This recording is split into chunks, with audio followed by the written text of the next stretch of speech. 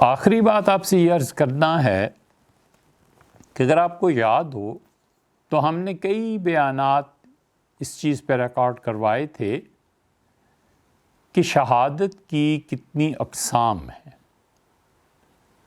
ایک تو میدان جنگ کا شہید، حضرت رسالت مآب صلی اللہ علیہ وسلم جانتے تھے کہ اس طرح اگر شہداء کو صرف میدان جنگ تک محدود کر دیا جائے تو امت میں بہت کم لوگ ہیں جو اس درجے تک پہنچ سکیں گے۔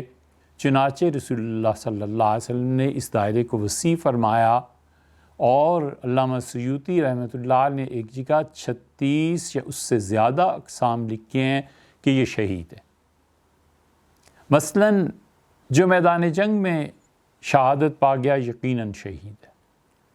حضرت رسالت مآب صلی اللہ علیہ وسلم نے بتایا کہ المبتون فہو شہید، جو پیٹ کی کسی تکلیف سے انتقال کر گیا وہ شہید ہے۔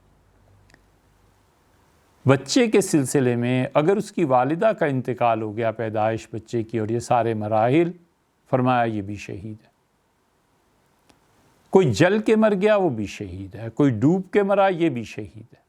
ہم نے اپنے اس بیان میں بہت سی شہادت کی قسمیں بیان کی تھی، اور ان ساری اقسام کو دیکھتے ہوئے پورا یقین ہے کہ اگر کسی کا انتقال اس چائنا وائرس کرونا وائرس میں ہو گیا تو یقیناً وہ بھی شہید ہے۔ ان تمام شہداء کے لیے حضور اقدس صلی اللہ علیہ وسلم نے سب سے بڑی خوشخبری جو سنائی تھی وہ یہ فرمایا تھا کہ ان لوگوں کو قبر کا عذاب نہیں ہوگا۔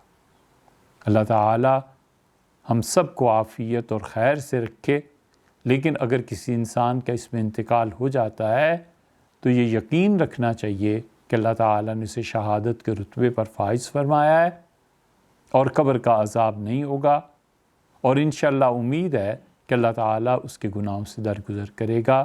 لیکن اس کا یہ مطلب بھی نہیں ہے کہ کوئی آدمی اس کی تمنا کرنے لگے، معاذ اللہ۔